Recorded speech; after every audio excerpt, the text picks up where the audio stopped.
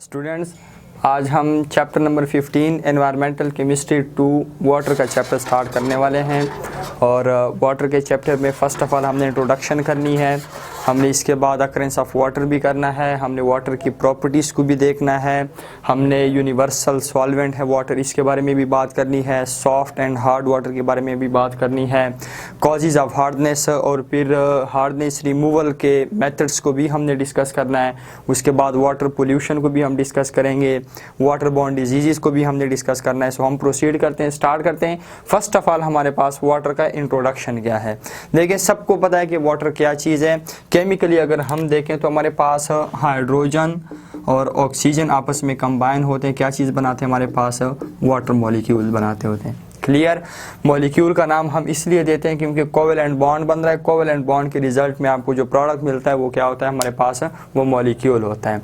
बात क्लियर हो गई। इसके बाद अगर हम वाटर को देखते हैं, वाटर एक बहुत ही इंपॉर्टेंट सब्सटेंस है और इसकी इंपॉर्टेंस बेसिकली 2-3 रीजन्स की वजह से है। पहले रीज़न ये है कि ह्यूमन बॉडी भी तकरीबन 70% वाटर से बनी है। ह्यूमन बॉडी में तकरीबन 70% वाटर है। जितनी भी हमारे लिविंग सेल्स हैं उन सेल्स में तकरीबन 70% वाटर मौजूद होता है। दूसरी बात यह है कि वाटर जो है ये एक एनवायरनमेंट प्रोवाइड करता है। किसको एनवायरनमेंट प्रोवाइड करता है? उन प्लांट्स को, उन ऑर्गेनिजम्स, एनिमल्स को जो कि पानी में रहते होते हैं। मतलब क्या है कि वाटर एक्वेटिक प्लांट्स और एक्वेटिक एनिमल्स, ऑर्गेनिजम्स के लिए एक हैबिटेट प्रोवाइड करता होता है। ठीक है, हमारे पास 2 रीजंस हो गई। तीसरी बात यह है कि वाटर को हम डेली लाइफ में ड्रिंकिंग पर्पस के लिए भी यूज़ करते हैं। इसके अलावा हम इसको ड्रिंकिंग पर्पस के अलावा इसमें कुकिंग में भी हम इसको यूज़ करते होते हैं। इसको हम वॉशिंग पर्पस के लिए भी यूज़ करते हैं। बहुत सारे पर्पस के लिए हम वाटर को यूज़ करते होते हैं। क्लियर। इसके बाद अगर हम बात करते हैं अकरेंस ऑफ वाटर, वाटर है कहाँ कहाँ पे, तो हमारे पास ये सिंपल मैंने एक पाई चार्ट बनाया हुआ है। वाटर की अकरेंस जो हमारे पास है 97% ये होता है ओशंस में। 100% में से 97% वाटर जो होता है हमारे पास वो कहाँ पे होता है, ओशंस में होता है। इसके बाद हमारे पास ओनली 2.1% ऑफ वाटर जो है ये ग्लेशियर की फॉर्म में मौजूद होता है, जो कि मेल्ट होके ग्लेशियर का पानी फिर कहाँ पे जाता है, ओशंस में जाता है, दोबारा रिवर्स वगैरह में जाके फिर फाइनली ओशंस में जाके गिरता होता है। इसके बाद हमारे पास ओनली 0.6% वाटर जो होता है वो कहाँ पे होता है, ग्राउंड वाटर। ग्राउंड वाटर जो हमारे पास ज़मीन के नीचे मौजूद है, जिसको हम मोटर वगैरह के ज़रिए निकाल के फिर से हम यूज़ करते होते हैं।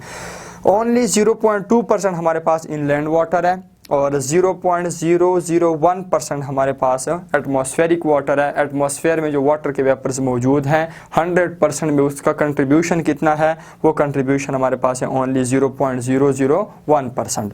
बात क्लियर।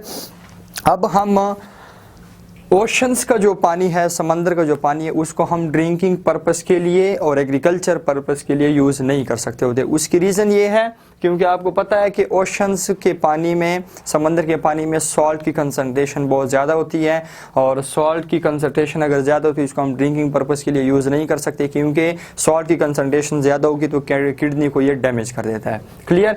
इसके अलावा एग्रीकल्चर पर्पस के लिए इसलिए हम यूज़ नहीं कर सकते क्योंकि जो क्रॉप्स होती हैं हमारे पास, जो हमारे पास फसलें होती हैं वो सॉल्टेड सॉइल में, सॉल्टेड वाटर में सही तरह हमारे पास ग्रोथ नहीं कर सकती होती। ठीक है। सो इस बिहाफ पे हम वाटर की अगर कुछ टाइप्स को डिस्कस करना चाहें, हमारे पास बेसिकली आप टाइप्स भी कह सकते हैं। 3 किस्म के वाटर मैं बताने जा रहा हूँ। एक हमारे पास होता है पोल्यूटेड वाटर, एक हमारे पास होता है कंटामिनेटेड वाटर और एक हमारे पास होता है पोर्टेबल वाटर। 3 किस्म के वाटर मैंने बता दिए। एक होता है पोल्यूटेड वाटर, सेकंड हमारे पास contaminated water and third one हमारे पास है portable water. So polluted water क्या होता है? ऐसा वाटर, ऐसा पानी जिसको आप किसी भी पर्पज़ के लिए यूज़ नहीं कर सकते। ना आप ड्रिंकिंग पर्पज़ के लिए उसको आप यूज़ कर सकते हैं, ना आप उसको वॉशिंग पर्पज़ के लिए यूज़ कर सकते हैं, ना आप उसको कुकिंग पर्पज़ के लिए यूज़ कर सकते हैं। मीन्स के किसी भी पर्पज़ के लिए वो हमारे पास यूजेबल नहीं होता, किसी भी मकसद के लिए आप उसको यूज़ नहीं कर सकते। ऐसे पानी को हम क्या कहते हैं? पोल्यूटेड वाटर कहते हैं। एग्जाम्पल आप ले सकते हैं सीवरेज का पानी या गंदे नाले का जो पानी होता है वो हमारे पास पोल्यूटेड वाटर होता है। बात क्लियर। इसी तरह हमारे पास जो कारखानों से गंदा वगैरह पानी जो निकलता है वो भी हमारे पास पोल्यूटेड वाटर है। क्लियर। इसके बाद हमने बात की है कॉन्टामिनेटेड वाटर की। तो कॉन्टामिनेटेड वाटर कैसा पानी होता है? ऐसा वाटर, ऐसा पानी जिसको हम ओनली ड्रिंकिंग पर्पज़ के लिए यूज़ नहीं कर सकते, बाकी हम उसमें वॉशिंग भी कर सकते हैं, बाकी पर्पज़ के लिए भी यूज़ कर सकते हैं। ऐसे पानी को हम क्या कहते हैं? कॉन्टामिनेटेड वाटर कहते हैं। एग्जाम्पल आप ले सकते हैं, आपके घर में जो टैंकी शैंकी लगी होती है पानी को स्टोर करने के लिए, वो हमारे पास टैंकी का पानी क्या होता है? वो हमारे पास कंटामिनेटेड होता है। वो हम ड्रिंकिंग पर्पज़ के लिए इसलिए यूज़ नहीं कर सकते क्योंकि हमारे पास उसमें माइक्रोब्स भी होते हैं और उसमें कार्बोनेट्स भी हो सकते हैं, बाइकार्बोनेट्स भी हो सकते हैं। सो वो ड्रिंकिंग पर्पज़ के लिए यूज़ करना सही नहीं है। फाइनल बात क्या है कि कॉन्टामिनेटेड वाटर ऐसा पानी जिसको सिर्फ ड्रिंकिंग पर्पज़ के लिए यूज़ नहीं किया जाता, बाकी पर्पज़ के लिए आप यूज़ कर सकते हैं, वो हमारे पास कॉन्टामिनेटेड वाटर होता है।